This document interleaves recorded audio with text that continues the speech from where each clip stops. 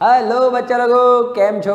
મજામાં? મારું નામ છે Alkesh sir from Aradhya classes CTM Ahmedabad. આજે દોસ્તો આપણે 11 સાયન્સ ગુજરાતી મીડિયમવાળા બાળકો માટે ફિઝિક્સમાં જે ચેપ્ટર 3 છે, डूब जाऊं तेरी आंखों के ओशन में स्लो मोशन में સુરેખ પથ પર ગતિ એનો ભાગ 27 લઈને આવ્યા છે દોસ્તો. અને સાપેક્ષ વેગ છે આજનો ટોપિક. દોસ્તો સાપેક્ષ વેગ તો ખબર હતી સર, આ સાપેક્ષ શું છે તો હું સમજાવું. Yes, let me start without wasting any time. આજનો મારો ફંડા ફોકસ છે દોસ્તો. થિયરી છે, એનસીઆરટી ટેક્સ્ટ બુકની ચિંતા નહીં કરતા. દાખલા ચલાવીશ ને એટલે જે તમારી થોટ ક્લિયર થવાની છે દોસ્તો, ઓહો હો, જોઈને જવાબ પેન પણ હાથમાં નહીં લેવાની. That is my promise. Tension નહીં લેતો. ચલા જા. સાપેક્ષનો મતલબ શું છે ને આજે હું તને સમજાવીશ દઉં. એક ટ્રેન છે, કોક સ્પીડમાં જઈ રહી છે, 10ની સ્પીડે કે જઈ રહી છે. એની અંદર બે વ્યક્તિ બેઠા છે, ઝુપાક ઝૂમ ઝૂમ ઝૂમ. ઠીક છે, ઓકે. અંદર બે વ્યક્તિ બેઠા છે. હવે હું અહીંયા ઊભો છું અને टाटा करूँ छू. बोलो. हाँ, कानून के हाथ बहुत लंबे होते हैं. बाय टाटा, है ने. હવે તમને શું લાગે છે દોસ્તો, આ જે વ્યક્તિ છે ને અહીંયા જે બેઠો છે એને આ વ્યક્તિ જોશે ને તો કેવો લાગશે? ભાઈ આ માણસને આ જોશે, આ તો એ કેવો લાગશે? આમ કરી સ્થિર લાગશે. બાજુમાં જ બેઠો છે સર, ડન છે કે નહીં? તો આ માણસ આને કેવો લાગ્યો? સ્થિર લાગ્યો. હવે એ જ હું જોઈશ ઝૂમ, તો શું મને આ માણસ સ્થિર લાગશે? ના સર, આ માણસ તમને ગતિમાં લાગશે. ઇમેજિનેશન થાય છે કે નહીં? ઇમેજિનેશન થાય છે. Yes yes yes yes. તો દોસ્તો જુઓ, વ્યક્તિ એક એટલે પદાર્થ એક અને બે અવલોકન કરતા છે. તો એક અવલોકન કરતાને આ સ્થિર લાગે છે, એક અવલોકન કરતાને આ ગતિમાં લાગે છે. બોલો, સિમ્પલ સિમ્પલ સિમ્પલ કે નહીં? નહીં પડી ખબર? નહીં પડી. ડન છે. ઓકે, ચાલો. તો માર્કર આપી દઉં. હવે મસ્ત લેવલવાળી વાતો કરું છું દોસ્તો. હવે નામ આપી દઉં છું અમને કોકને સારા. This is Alkesh sir. So એ આને પી નામ આપી દઉં, આને ક્યુ નામ આપી દઉં છું. તો બોલો, પીની સાપેક્ષે ક્યુનો વેગ. પીની સાપેક્ષે ક્યુનો વેગ કેવો? 0 સાહેબ, હે ને? હા. અને લખાય કઈ રીતે ગણિતમાં? પીની સાપેક્ષે ક્યુનો વેગ. હા ભાઈ, પીની સાપેક્ષે ક્યુનો વેગ. હા, ચાલો. અને હવે લખું તો એની સાપેક્ષે ક્યુનો વેગ. ધારો કે આ 10થી જતી હોય ટ્રેન, તો કેટલો થશે ક્યુનો વેગ? 10. હા, ચાલો. તો બોલો, ક્યુનો વેગ એની સાપેક્ષે 10. ક્યુનો વેગ એની સાપેક્ષે. બોલો, સમજણ પડે છે કે નહીં દોસ્તો? નહીં પડી દોસ્તો. આ લોજિક ખાલી યાદ રાખજો. હવે હું થિયરી લઈ રહ્યો છું, પણ થિયરી ઠીક છે, એક્ઝામમાં લખવા પૂરતી બરાબર છે, પણ કોન્સેપ્ટ તો હું દાખલા લઈશ ને ત્યારે તમને ક્લિયર થશે. ચલો સ્ટાર્ટ કરીએ. થિયરીમાં બે કિસ્સાઓ લેવાનો છું હું.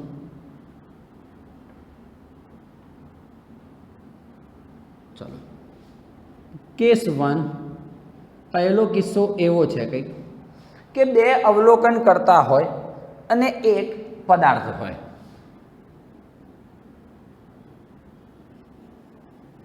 અવલોકન કરતા અથવા અવલોકનકાર કંઈ પણ કહી શકાય. કેટલા? 2. અને પદાર્થ કેટલા? 1. તો આ કિસ્સાને હું રિપ્રેઝેન્ટ કરું છું. એક ઉદાહરણ નાનું અમથું લઉં છું દોસ્તો. એક ટ્રેન છે, એમાં એક ભઈલો બેઠો છે જ, અને એ ટ્રેનમાં જ, ઉદાહરણ બી યાર બરાબર લીધું નહીં, બી કન્ફ્યુઝન થશે. હા, એ ટ્રેનમાં જ એક માખી ઉડી રહી છે. માખી તો સાહેબ તમારે જેવું કોઈ નહીં દોડતું, નહીં તો પછી. અને ભાઈ એક ટ્રેન છે, ટ્રેનમાં એક વ્યક્તિ બેઠો છે અને એક માખી ઉડી રહી છે. અને અહીંયા જમીન પર એક વ્યક્તિ ઊભો છે. બરાબર છે? ઓકે ઓકે, નો ઇસ્યુ સર. હું આને નામ આપી દઉં એ, આને આ જે નામ છે ને બી આપી દઉં, માખીને નામ આપી દઉં પી. ચાલો ડન છે. તો કિસ્સાઓ આ રીતે છે. ઉદાહરણ લઈએ, નાનું ઊંધું છે, ઘણા બધા ઉદાહરણો છે સારા સારા. એક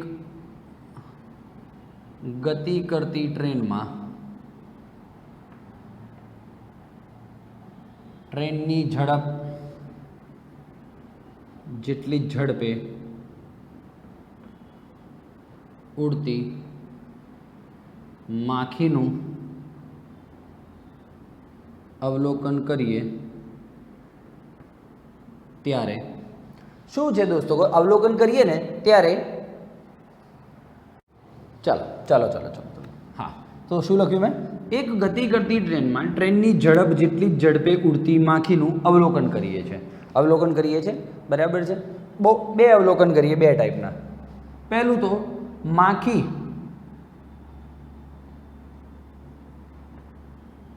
ટ્રેનની દિશામાં ગતિ કરે છે.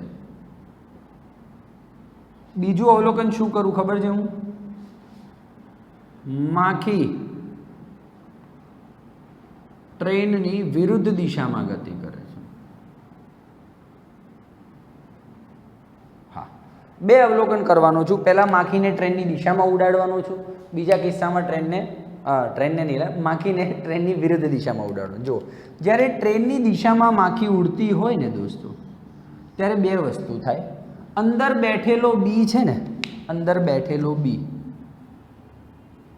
બીની સાપેક્ષે અથવા તો બીને શું ફીલ થશે ખબર છે? માખીની સ્પીડ ટ્રેન કરતાં ઓછી છે. માખીનો વેગ અથવા તો માખીની ઝડપ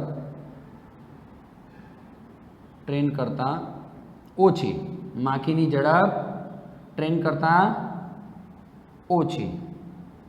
અને ત્યારે જ આ એને શું ફીલ થશે ખબર છે? કે માખીની ઝડપ ટ્રેન કરતાં વધારે. બોલ, આ ફીલ થશે દોસ્તો. આ ફીલ થાય છે જે બી ઓબ્ઝર્વર છે, જે અવલોકન કરતા છે, શું છે, કઈ રીતે, જે બધું દાખલાઓમાં ઓટોમેટિક ફીલ થતું જશે તમને. ચલો હવે માખીને વિરુદ્ધ દિશામાં ઉડાડું છું. ભાઈ, બે વાર આકૃતિ નહીં દોરું. હું માખીને વિરુદ્ધ દિશામાં ઉડાડું છું, ઝુપાક. ચાલો, તો શું થાય? માખી એટલે પી. હો, ચલો આવો તો ફટાફટ સ્પીડ વધારીશું કામની. ઝુપાક. ચલો, તો દોસ્તો માખી પીને ટ્રેનની વિરુદ્ધ ઉડાડું ને, તો બીને માખીની ઝડપ વધારે દેખાય અને એને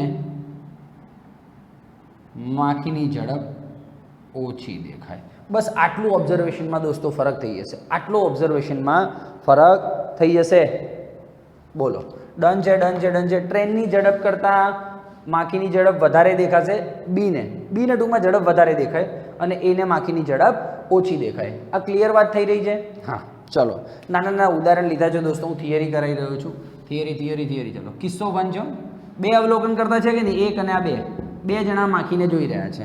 તો એનો આ કિસ્સો તમારે પરીક્ષામાં લખી દેવાનો. ઓકે, ચાલો. હવે હું આમને છે ને રિપ્રેઝેન્ટ કરું છું એક ગ્રાફ ઉપર, વધારે સારું નોલેજ મેળવવા માટે ને સૂત્ર મેળવવા માટે.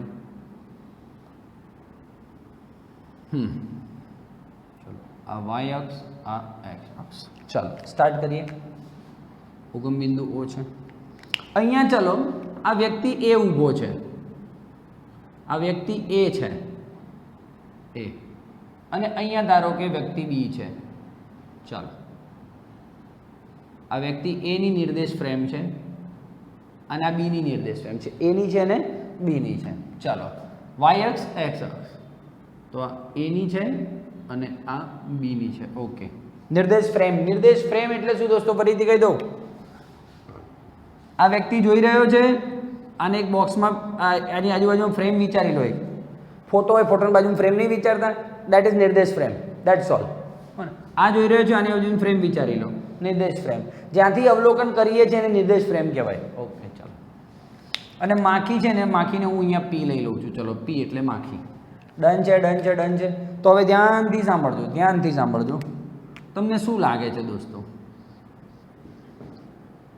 અહીંથી હા એથી પીનું અંતર કેટલું? ઓપી તો ખરા છે, ઓપી તો છે. બીજું દોસ્તો પીનું છે ને, પીનું એની સાપેક્ષે અંતર કેટલું? XPA. પીનું એની સાપેક્ષે અંતર, ફરીથી કહી દઉં છું, પીનું એની સાપેક્ષે અંતર. ક્યાંક માહિતી બાજુમાં લખ્યું તો લખતા જજો. XPA પીનું દેખાય છે બાળકોને? નથી દેખાતું? હા, અંતર. ઓકે દોસ્તો, અહીંયાથી લઉં તો બોલો, તો દોસ્તો પીનું બીની સાપેક્ષે અંતર. ડન કે નહીં? ચલો ડન ડન. XPB પીનું બીની સાપેક્ષે અંતર. સરસ સરસ. તો દોસ્તો આ શું થશે? આ શું છે સર? આ છે બીનું છે ને એની સાપેક્ષે અંતર. ભાઈ બીનું એની સાપેક્ષે અંતર. આ બી અહીંયા છે, એથી આટલો દૂર છે BA. તો XBA ઇઝ ઇક્વલ્સ ટુ બીનું એની સાપેક્ષે અંતર. બોલો, આટલી બાબતો ક્લિયર થઈ રહી છે? થઈ રહી. ચલો મેથેમેટિકલ સ્ટેપ્સ જુઓ. આકૃતિમાં દર્શાવ્યા પ્રમાણે ફલાણું ઢીકણું જે બી હોય છે. આ જમીન પર ઊભો છે દોસ્તો, આ જમીન પર ઊભો છે A વાળો, અને B વાળો ટ્રેનમાં બેઠો છે, હો ને? આ બધું તમે લખી શકો છો. જમીન છે અને આ ટ્રેન છે. ઓકે ચાલો સ્ટાર્ટ કરીએ. આ ટોટલ જે અંતર છે XPA એ કેટલું થશે? XBA plus XPB. બોલો. હા, ટોટલ અંતર એટલે આટલું વત્તા આટલું. ડન છે, ડન છે, ડન છે. આનું દોસ્તો અંતર છે ટીની સાપેક્ષે વિકલન કરતા શું આવે? બોલો. ચલો ટીની સાપેક્ષે વિકલન કરું છું.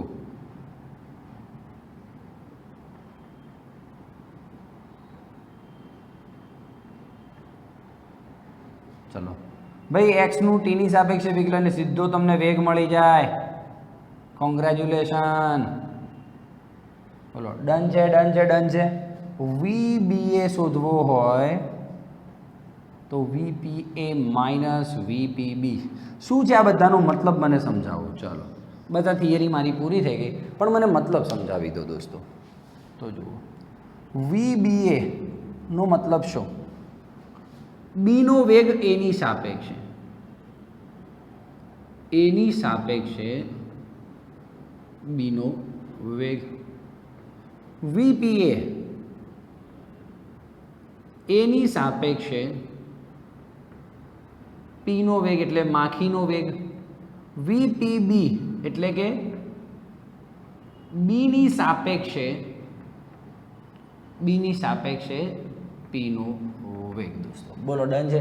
આ એક પહેલો કિસ્સો છે, હે ને? બીજો કિસ્સો લો 2 મિનિટ. ઓકે દોસ્તો, ચાલો હવે કેસ 2 છે. કેસ 2 છે, અવલોકન કરતા 1 છે ને પદાર્થ 2 છે. તો જો આવો કંઈક સીન થાય, આવો સીન થાય, ઝુપાક અવલોકન કરતા 1, આ એક કાર જાય છે, ઝૂમ ઝૂમ ઝૂમ, હે ને? હા, ગમે ત્યાં દોર. આ બીજી ક્યાંક કાર જતી હશે, ઝૂપ ઝૂપ ઝૂપ ઝૂપ ઝૂપ, હે ને? અવલોકન કરતા જમીન પર ઊભો છે. ઓકે, અને હું O લઈ લઉં અથવા G લઈ લે. જમીન પર ઊભો છે ને, ગ્રાઉન્ડ એટલે G લઈ લે, આ A લઈ લે અને B લઈ લે. ચલો, તો દોસ્તો તમે મને એમને જોઈને કહી શકો છો આની સાપેક્ષે આનું અંતર કેટલું. હા ભાઈ, હવે હું થોડી દ્વિપરિમાણિક વાતો કરું ને તો R આવે, ચેપ્ટર 4માં આવશે, હો ને? હા, તો બોલો RAG જમીનની સાપેક્ષે પદાર્થનું સ્થાન, એનું સ્થાન એ જ હોય ને બધું. હા ચલો, પછી આમ જોવા જવું તો RBG જમીનની સાપેક્ષે, જમીન પર ઊભેલા વ્યક્તિની સાપેક્ષે બીનું સ્થાન આ રહ્યું, અને આ બંનેનું સ્થાન તો આપણને ખબર જ છે RBA. બોલો ડન કે નહીં? આ રીતની કંઈક મેટર બનવાની કે નહીં? ડન છે, ડન છે. ચલો તો આને હું આલેખ પર દર્શાવીશ, ચિંતા કરતા નહીં. ચલો સ્ટાર્ટ કરીએ. સીધે સીધું સૂત્ર લખવાનું છે તમારે. જો પાક, ચલો ભાઈ. ઓ, આ એક પદાર્થ છે એ, બીજો પદાર્થ છે બી. તો જુઓ, આ ગ્રાઉન્ડની સાપેક્ષે એનું અંતર કેટલું? RAG. ગ્રાઉન્ડની સાપેક્ષે બીનું અંતર કેટલું? RBG. અને આ બંનેનું RBA. બોલો ડન છે. આ વાય અક્ષ અને એક્સ અક્ષ. આ રીતે દોસ્તો તમે આકૃતિ દોરી શકો છો. હવે જુઓ દોસ્તો, સિમ્પલ આમાં ડાયરેક્ટ જ લખવાનું છે. એની સાપેક્ષે બીનો વેગ કીધો હોય તો, અચ્છા તમે આ થોડું વધારે થિયરી લાંબી કરી તો આ રીતે કરવાનું. જો RAG, બોલો શું કરશો? RAG એટલે જમીનની સાપેક્ષે એનું સ્થાન સદિશ બી કહી શકો છો. RBG એટલે જમીનની સાપેક્ષે બીનો સ્થાન સદિશ અથવા સ્થાન. ઓકે. પછી દોસ્તો લખો RBA એટલે એની સાપેક્ષે બીનું સ્થાન. હવે સીધું સૂત્ર લખું છું દોસ્તો, VBA is equals to VBG minus VAG. That's it. હો ને? અને હું તમને ફરીથી એકવાર જણાવી દઉં દોસ્તો, G ફોર ગ્રાઉન્ડ છે. G ફોર ગ્રાઉન્ડ એટલે જમીન, જમીનની સાપેક્ષે ઓબ્વિયસલી એક ટ્રેન એ ચાલી રહી છે 10ની સ્પીડે. ડન છે? 10મી સ્પીડે. તો તમે શું લખશો? એની સ્પીડ 10 છે. કોની સાપેક્ષે? જમીનની સાપેક્ષે. સમજ્યા? તો આ જી આવશે જ આગળના બધા દાખલાઓમાં આવવાનો, ચિંતા કરતો નહીં. બોલો ફટાફટ બોલો. એની સ્પીડ છે તો VA લખો તમે 10, પણ VA નથી એકચ્યુઅલીમાં. એ ગ્રાઉન્ડની સાપેક્ષે, જમીનની સાપેક્ષે એનો વેગ 10 છે. બોલ હા કે ના? ડન છે કે નહીં? યસ, ડન છે. હે ને? ઓકે. તો ચલો, તો સૂત્ર છે આ દોસ્તો. હવે તમે જ્યાં VBA શું છે? એની સાપેક્ષે બીનો વેગ. ફરીથી કહી દઉં છું, જેની સાપેક્ષ હોય આ બાજુ લખવાનું, જેનો હોય એ આ બાજુ લખવાનું. ચલો, VBG જમીનની સાપેક્ષે બીનો વેગ. VAG જમીનની સાપેક્ષે એનો વેગ. જો દોસ્તો એને વારંવાર ન આ રીતે લખવું હોય તો VBA is equals to VBG minus AG આવી રીતે તમે લખી શકો છો. ઓનલી VB માઇનસ VA ચાલશે. ખાલી VB આપ્યો એનો મતલબ એ VBG જ છે. ખાલી VA આપ્યો એનો મતલબ એ VAG જ છે. ઓકે. હવે થોડુંક નોલેજ આપું. માન લો ઊંધું કરું તો બીની સાપેક્ષે એનું કરવું હોય તો VAG minus VBG, VA minus VB. આ સૂત્રો બહુ કામમાં આવે છે દોસ્તો, બહુ જ કામમાં આવવાના છે. આ થિયરી છે એટલે દોસ્તો દાખલાઓમાં તમે જોજો, તમને બધું ફીલ થશે આ શું છે VA VG, પણ થિયરી છે પૂરતી લખી નાખજો પરીક્ષામાં, ટેન્શન નહીં લેતા. હવે એક નોલેજ આપું, નોંધ આપી દઉં તમને સારી, એમથી નોંધ આપી દઉં છું દોસ્તો. જે VBG છે ને એને હું આ રીતે લખું તો VGB. શું ફરક પડે? જમીનની સાપેક્ષે બીનો વેગ 10 છે. ધ્યાન દો, બહુ મસ્ત બાબત કહી રહ્યો છું. તો આ બી છે, એનો જમીનની સાપેક્ષે વેગ 10 છે. તો દોસ્તો આ બીની સાપેક્ષે જમીનનો વેગ કેટલો હશે? -10. યસ, માઇનસની નિશાની આવી જશે. કેમ આવશે? હું દાખલામાં સમજાવી દોસ્તો, મેં આમ ચક્કા બક્કા થઈ જશે કે ઓ યાર સર ક્યાં બાત હે. મને ટેન્શન નહીં લેતો. ચલો, એ જ રીતે દોસ્તો VAGની જગ્યાએ તમે શું લખી શકો? VGA લખી શકો. ડન છે? તો આ બસ નાની થિયરીઓ છે, તમે તમારી રીતે જોઈ લેજો. ડન છે. થિયરી લખવામાં કોઈ વાંધો આવશે નહીં. હવે જે નેક્સ્ટ લેક્ચર લઈ આવીશું દોસ્ત સાપેક્ષ વેગનો, છોતરા કાઢી નાખીશું. દાખલાઓ 2 જ મિનિટનું કામ છે, ટેન્શન લેતો નહીં. ચાલ, થિયરી મોઢે કરી નાખજો. જલસા કર. Take care, bye, thank you. આના ઉપરથી પ્લીઝ દાખલાઓ ગણવાની ટ્રાય ના કરતા. દાખલાઓ હું અલગ સ્ટાઇલમાં ગણીશ, ટેન્શન નહીં લેતો. ચાલ બાય, થેન્ક યુ.